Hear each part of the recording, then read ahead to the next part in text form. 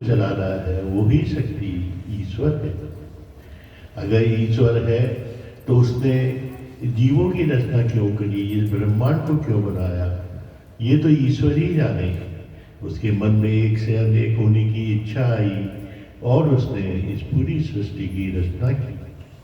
फिर ईश्वर है तो मनुष्यों को दुखों में क्यों डाला?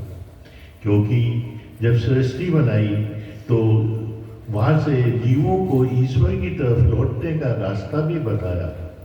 पर ये सृष्टि चलती रहे, मनुष्य इस सृष्टि में अटका रहे, इसके लिए उन्होंने माया भी बनाई जो कि मनुष्य को इस संसार में भटकाए रखती है और ईश्वर के विषय में बुलाए रखती है, और यही मनुष्य के दुख का कारण है।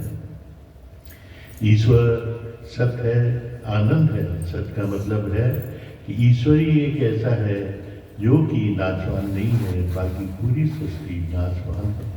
वो शांति है और आनंद है, इसलिए ईश्वर के मिलने के रास्ते में चलने पर मनुष्य को शांति और आनंद का अनुभव होता है और वो माया से बच जाता है। पर ईश्वर में हम कैसे मिलें? इसके लिए क्या हमको घर गृहस्थी सोचनी पड़ेगी? क्या वैराग्य लेना पड़ेगा? ये जो वैराग होता है ये मन का होता है। वैराग का मतलब है कि हम लोग अपने मन को ईश्वर में लगाए रखें, उनकी चरणों का ध्यान करते हुए सब कुछ करें। इस संसार में रहकर ये अवस्था आ सकती है। और जो संन्यास ले लेते हैं, जंगलों में चले जाते हैं, पर उनका ध्यान इस संसार में ही लगा रहता है, वो इस संसार के विषय में ही सोचते रहते हैं, वो सन्यासी ना होके वो मतलब वैरागी ना होके संसारिक ही होते हैं।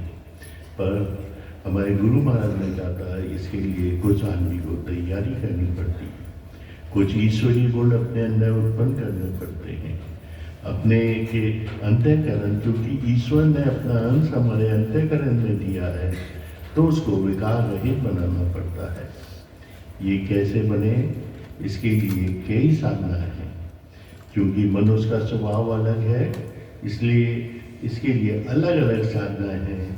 ये हमें देखना है कि हमें किस साधना पर चलना है। हमें एक मार्गदर्शक की जरूरत होती है, जैसा कि आप सुन रहे थे, वो हमारे गुरु होते हैं। हमको गुरु बनाने में जल्दबाजी नहीं करनी चाहिए।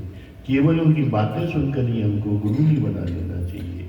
हमको अपनी कसौटी पर उनको हर एक तरह से कस लेना चाहिए, और जब हम पूरी तरह से संतुष्ट हो जाएं तब हमको उनको गुरु बनाना चाहिए, फिर उनके बताए हुए रास्ते पर चलना चाहिए। हमारे गुरु महाराज भी ऐसे ही एक समर्थ पुरुष थे, समर्थ गुरु थे। वो इस पृथ्वी पर हम लोगों के कल्याण के लिए आए थे, और जो उन्होंने साधना की थी वो बहुत ही सरल और बहुत ही ज़्यादा जल्दी प्रभाव देने वाली साधना है। उन्होंने एक गुरु की पहचान भी बताई है कि उसके पास जाने से, उसकी साधना को करने से हमको शांति मिलती है और हमारा स्वभाव भी परिवर्तन आने लगता है।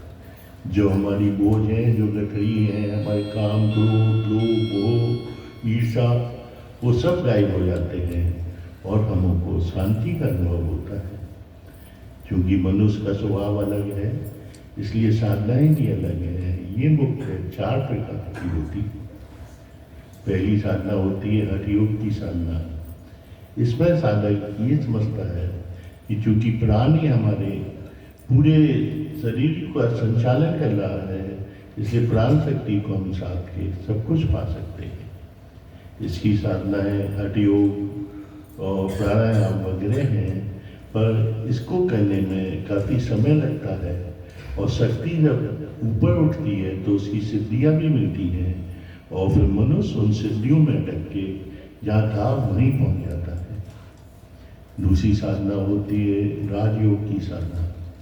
इसमें का साधक ये मानता है कि अगर हमने अपने मन को कस लिया तो उससे ही हमारी इंद्रियां चलेंगी, और वो भी शुद्ध और पवित्र हो जाएगी मन को अधिकार में लेने से। वही हमारे बुद्धि को अपने अधिकार में लेके हमारे विचार अच्छे हो जाएंगे, तब हमारी बुद्धि भी पवित्र हो जाएगी। इसकी साधना उपासना है जो अभी हमने और आपने की। इसके आगे एक आता है ज्ञान योग। ज्ञान योगी ये मानता है कि अगर हमने बुद्धि को अपने अधिकार में ले लिया तो उसी हिसाब से हमारे सब आचार विचार, हमारा मन उसी हिसाब से काम करेगा। परंतु ये बहुत कठिन है, क्योंकि जहाँ से हमारे विचार उठ रहे हैं वही अच्छे विचार नहीं होंगे तो बुद्धि भी उसी के प्रभाव में काम करेगी। इसके बाद की जो अवस्था आती है वो प्रेम योग की है। इसमें इन सब साधनों का फल है, एक सिद्धि है। इसमें आके जो साधक होता है वो सब कुछ भूल जाता है, केवल ईश्वर की याद उसको रहती है और अपना उसका जो सब कुछ कार्य है वो उन्हीं की याद में करता है। ये सबसे ऊंची अवस्था है। हमारे गुरु महाराज ने जो साधना शुरू कराई थी वो उपासना से कराई थी, क्योंकि जब हम इस साधना को करते हैं तो हमारे विचार इधर उधर भागते हैं। इससे हमें घबराना नहीं चाहिए, उन्हें पुण्य उसी साधना पे लाना चाहिए। धीरे धीरे हमारे विचार पवित्र होने लगते हैं और उस ध्येय पर एकाग्र हो जाते हैं जिस ध्येय को बना के हम साधना कर रहे हैं। फिर वो विचार एकाग्र होकर ध्यान की अवस्था में पहुंच जाते हैं और हम अपने जीवन के लक्ष्य को उसके बाद पा लेते हैं। ये साधना हमको बहुत ही श्रद्धा और विश्वास के साथ ही करनी चाहिए। पर चूंकि हम सुबह शाम ही साधना करते हैं, फिर संसार के वातावरण में रहते हैं, तो हमको चिंतन भी करना चाहिए। चिंतन होता है गुरु महाराज को अपने साथ अनुभव करना।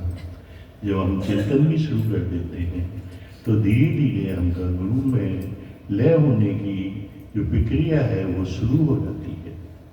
सबसे पहले हम अनुभव करते हैं